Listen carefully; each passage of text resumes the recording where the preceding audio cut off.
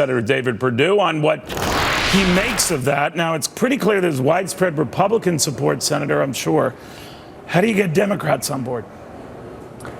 Well, I think the job one, Neil, is to get the economy going again, and that's exactly what this administration is beginning to talk about. I love these two selections, though, Steve Mnuchin and Wilbur Ross. These are guys that have experience and they know what they're doing. Look, there are three components to this tax issue that they're talking about. One is on the personal side. We need to clean the code up. We all know that. The second is the corporate tax rate is not competitive with the rest of the world.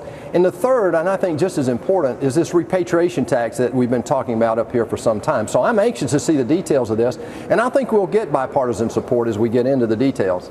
You know what I noticed, and it could be just me, Senator, but there was an interesting exchange with Mnuchin on everyone gets a tax cut, and he cautioned with Maria that everyone's taxes come down. To offset that for the wealthy, though, we will limit their deductions, so it will be, not really a net tax cut.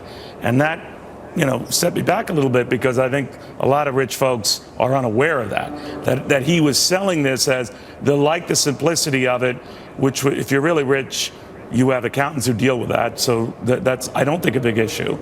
But the idea being that they're going to give you something, the carrot, presumably you're cutting the rate, but offset it with limiting the number of deductions you get, so it might be a wash. How would you feel if that were indeed the case? Well, I think you have to do that, Neil. On the corporate side, I've been saying this for a decade. You've got to clean up the deductions. Right now, to the our point corporate that tax then rate, they don't get a tax cut, that in other words, it just offsets what's at the personal level for higher income levels, yes, I'd be supportive of that. On the corporate level, so your though, rich constituents, I just want to be clear, I'm sorry to badger you here, but for your rich constituents and all sorts of types of economic scale vote for you, and they're looking forward to a tax cut. If Mnuchin is right, technically they're not going to get one. Well, what he just said on that piece was this will be a major tax cut impact on middle class America, which is exactly what the president has been talking about. And what I was trying to talk about was a corporate tax rate, which is just as important, because we want to create jobs in this thing as well.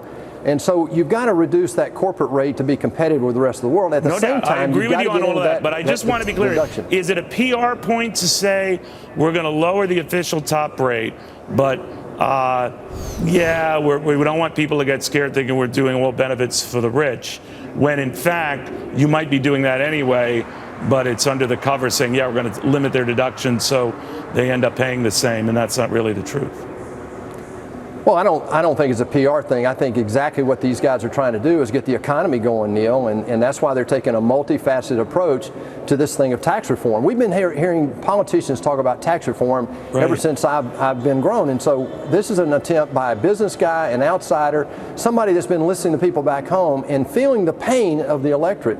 And right now, job one of this administration is to get this economy going. I'm anxious to see the details, but I'm encouraged and hopeful that they're putting it up as a top priority in the first 100 days. No, I think you're right. One thing I will say, Senator, it's a way to bring on Democrats if you can make the argument. Those rich fat cats that you hate, you claim that the Republicans are always giving special benefits and exemptions to, they're not getting it.